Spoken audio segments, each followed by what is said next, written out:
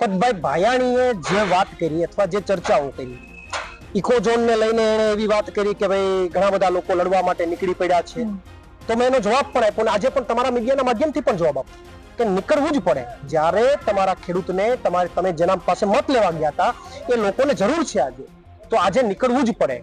પણ તમે નીકળતા નથી. તમે ક્યાંક આક્ષેપો કરી રહ્યા છો, તમે વાત કરી રહ્યા છો કે ઇકોઝોન થી આખો સમજવો જોઈએ, જાણવો જોઈએ, કોઈ ખોટી સાચી માહિતી નથી આપતી. તમને કોણ રોકે છે? તમારી પાસે ભૂપત ભાયાણી પાસે સાચી માહિતી હોય તો કોણ રોકે છે? મોઢામાં મગ અમે ભરી દીધા છે નથી? ત્યાં બીજેપી વાળાએ પકડીને રાખ્યા છે કે બોલવાનું નથી. તો બોલો ને, સાચી માહિતી હોય તો તમે જઈ અને જનતા વચ્ચે બોલો. અમે ક્યાં ના પાડીએ છીએ? તમે બોલો, અમે તાળીઓ પાડશું તમે સાચા મુદ્દાઓ કહેશો તો. પણ વાત એ નથી. વાત બીજી છે, પેટમાં કંઈક બીજું દુખે છે, માથું કૂટે છે, એને પેટમાં દુખે છે, ચૂંટણી નથી આવતી, ધારાસભ્ય થવું છે, ધારાસભ્યની લાલચ છે, અને વાત બીજી કરી રહ્યા છે. ગીર વિસ્તારની અંદર ખૂબ જ્વલંત આંદોલનો ચાલી રહ્યા છે, જ્વલંત અવાજ ઉઠી રહ્યો છે, અને ઇકોઝોન કોઈ પણ ભોગે ગીર વિસ્તારમાં લાગુ ન પડે એના માટે સરકારમાં ક્યાંક ને ક્યાંક નમ્ર અપીલ અને ચેતવણી પણ થઈ રહી છે. રજૂઆત ન થાય તો કહી દો કે મારે પાર્ટી સાથે નથી રહેવું, હું ખેડૂતોની સાથે છું. તો કોઈ પોતાનું સ્ટેન્ડ ક્લિયર કરે.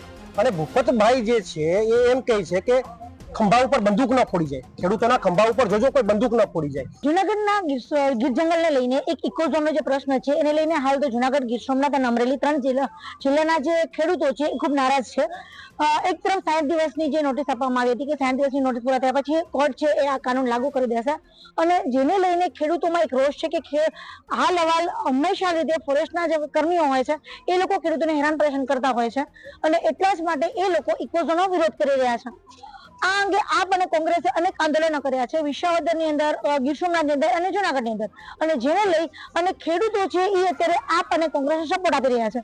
આ એક ચુનાવી રેલી છે, ચુનાવી આંદોલન છે કે પછી ખરેખર ખેડૂતોના હિતમાં છે?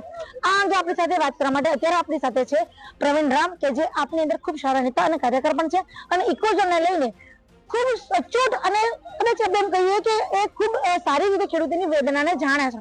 તો કોશિશ કરીએ આપણે એની પાસેથી કે ઇકોઝોનના પ્રશ્ન લઈ અને આ શું છે, ચુનાવી કે ખરેખર ખેડૂતોનો પ્રશ્ન?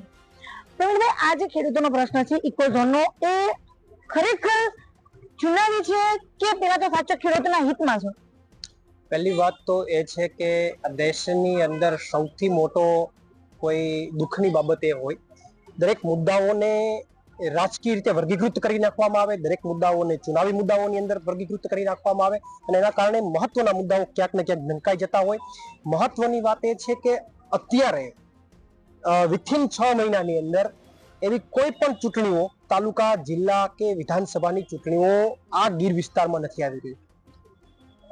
જો કદાચ 2 મહિના પછી ચૂંટણી આવતી હોત અને એ ચૂંટણીના આધારે અથવા ઇકોઝોનના આધારે ચૂંટણીમાં મત માંગવા માટે નીકળ્યા હોત તો માની શકાય, કહી શકાય કે આ ચુનાવી મુદ્દો છે. પણ એવું હજુ 1 વર્ષ સુધી એવી કોઈ મોટી ચૂંટણીઓ નથી. મુદ્દો મહત્વનો છે ઇકોઝોનનો, જે મુદ્દો ખેડૂતોને સીધો સ્પર્શ કરે છે, ખેડૂતોને સીધું નુકસાન કરે છે, અને આ નુકસાનીના કારણે ખેડૂતોમાં આક્રોશ છે, ખેડૂતોમાં વધારે પડતો રોષ છે, ને એટલા માટે છેલ્લા 3-4 મહિનાથી ગીર વિસ્તારની અંદર ખૂબ જ્વલંત આંદોલનો ચાલી રહ્યા છે, જ્વલંત અવાજ ઉઠી રહ્યો છે, અને ઇકોઝોન કોઈ પણ ભોગે ગીર વિસ્તારમાં લાગુ ન પડે એના માટે સરકારમાં ક્યાંક ને ક્યાંક નમ્ર અપીલ અને ચેતવણી પણ થઈ રહી છે. પ્રવીણભાઈ, એક તરફ ભૂપત ભાયાણી અને હર્ષદ મહેતા બંને એક આપમાંથી અને કોંગ્રેસમાંથી છોડી અને બીજેપીમાં જોડાયા છે. બીજેપીમાં જોડાયા બાદ બંનેનું એક તરફ બંને એકબીજાના દુશ્મન હોય એ રીતે વર્તન કરે છે. હર્ષદ ત્રિપડિયા તમારી સાથે વિસાવદરના મોટી મણપરીમાં આવી અને ઇકોઝોનને લઈ અને તમારો સાથ આપે છે, અને ભૂપત ભાયાણી છે એને ચુનાવી મુદ્દો ગણે છે. તો હર્ષદ ત્રિપડિયા અને ભૂપત ભાયાણી આ બે અંગે તમારું શું કહેવું છે? પહેલા તો વાત છે ભૂપતભાઈ ભાયાણીની. ભૂપતભાઈ ભાયાણીએ જે વાત કરી અથવા જે ચર્ચાઓ કરી, ઇકોઝોનને લઈને એણે એવી વાત કરી કે ભાઈ ઘણા બધા લોકો લડવા માટે નીકળી પડ્યા છે, તો મેં એનો જવાબ પણ આપ્યો, અને આજે પણ તમારા મીડિયાના માધ્યમથી પણ જવાબ આપો કે નીકળવું જ પડે. જ્યારે તમારા ખેડૂતને તમે જેના પાસે મત લેવા ગયા હતા એ લોકોને જરૂર છે આજે, તો આજે નીકળવું જ પડે. પણ તમે નીકળતા નથી. તમે ક્યાંક આક્ષેપો કરી રહ્યા છો, તમે વાત કરી રહ્યા છો કે ઇકોઝોન થી આખો સમજવો જોઈએ, જાણવો જોઈએ, કોઈ ખોટી સાચી માહિતી નથી આપતી. તમને કોણ રોકે છે? તમારી પાસે ભૂપત ભાયાણી પાસે સાચી માહિતી હોય તો કોણ રોકે છે? મોઢામાં મગ અમે ભરી દીધા છે નથી? ત્યાં બીજેપી વાળાએ પકડીને રાખ્યા છે કે બોલવાનું નથી? તો બોલો ને, સાચી માહિતી હોય તો તમે જઈ અને જનતા વચ્ચે બોલો. અમે ક્યાં ના પડીએ છીએ, તમે બોલો, અમે તાળીઓ પાડશું તમે સાચા મુદ્દાઓ કહેશો તો. પણ વાત એ નથી. વાત બીજી છે, પેટમાં કંઈક બીજું દુખે છે, માથું કૂટે છે. એને પેટમાં દુખે છે, ચૂંટણી નથી આવતી, ધારાસભ્ય થવું છે, ધારાસભ્યની લાલચ છે, અને વાત બીજી કરી રહ્યા છે. વાત રહી હર્ષદભાઈની, તો હર્ષદભાઈ આવીને એવું કીધું કે ભાઈ ઇકોઝોન લાગુ જ ન પડવો જોઈએ, ઇકોઝોનની અંદર અમારો વિરોધ છે. તો મારું એ કહેવું છે કે એમાં જરૂર પડે. હું માનું છું કે આમની અંદર તમામ જે કોઈ પક્ષના તમામ લોકો ઇકોઝોન મુદ્દે લડવા આવે તો એને અમે આવકારીએ છીએ, એને અમે પોલિટિક્સમાં નથી લઈ જવા માંગતા. પરંતુ આપના લેવલથી સરકારમાં રજૂઆત ન થાય તો કહી દો કે મારે પાર્ટી સાથે નથી રહેવું, હું ખેડૂતોની સાથે છું. તો કોઈ પોતાનું સ્ટેન્ડ ક્લિયર કરે. અને ભૂપતભાઈ જે છે એ એમ કહે છે કે ખંભા ઉપર બંદૂક ના ફોડી જાય, ખેડૂતોના ખંભા ઉપર જોજો કોઈ બંદૂક ના ફોડી જાય. ભૂપતભાઈને હજી ખબર નથી, હજી નિંદરમાં છે, એના ખંભા ઉપર તો ભાજપ બંદૂક ફોડી ગઈ છે, અને વાત કરે છે કે ખેડૂતોના ખંભા ઉપર કોઈ બંદૂક ના ફોડી જાય. એને લાલચ આપી ભાજપ બંદૂક ફોડી દીધી છે, હજી એને ખબર નથી પડી. એટલે ઠીક છે, એ બધી એના જે પણ સ્ટેટમેન્ટો છે એ સેકન્ડ નંબરની વાત છે. ઇકોઝોનના મુદ્દા ઉપર જે નેતા, કોઈ પણ પાર્ટીનો નેતા હોય, જે નેતા ખેડૂતોની સાથે નહીં હોય એ આવનારા સમયની અંદર ખેડૂતો અને ગીરની જનતા પણ એની સાથે નહીં હોય. અચ્છા, એક વસ્તુ ખાસ કે જ્યારે તમે કોઈ ચુનાવી મુદ્દાને લઈને લડત આપો છો ત્યારે લોકોનો સાથ અને સમર્થન તમને બહોળા પ્રમાણમાં મળે છે, પણ જ્યારે ચૂંટણી આવે છે ત્યારે મતમાં પરિવર્તિત જ નથી થતું. એનું મુખ્ય કારણ શું હોઈ શકે?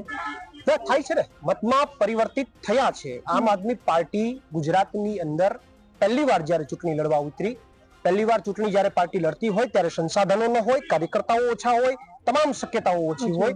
એવી પરિસ્થિતિની અંદર આમ આદમી પાર્ટીએ સૌરાષ્ટ્રની વાત કરીએ અથવા ગીર વિસ્તારની વાત કરીએ તો 30,000, 35,000, 40,000 વિસાવદરની સીટ તો આમ આદમી પાર્ટીની જનતાએ ચૂંટીને તો જનતાનો જનાર્દન ખૂબ સારો મળ્યો છે, અને આવનારા સમયમાં હજુ પણ સારો મળશે. કારણ કે હજી અમારે પણ પ્રૂવ કરવાનું છે કે અમે તમારા માટે લડતા રહીશું, અને અમે પ્રૂવ કરી રહ્યા છીએ, ખૂબ સારી રીતે પ્રૂવ કરી રહ્યા છે. એટલે આવનારા સમયમાં ચોક્કસથી એ મત પણ ડાયવર્ટ થશે, લોકો પણ આશીર્વાદ આપશે, અને લોકો આશીર્વાદ આપશે એ મુજબના અમે કામો પણ કરીશું.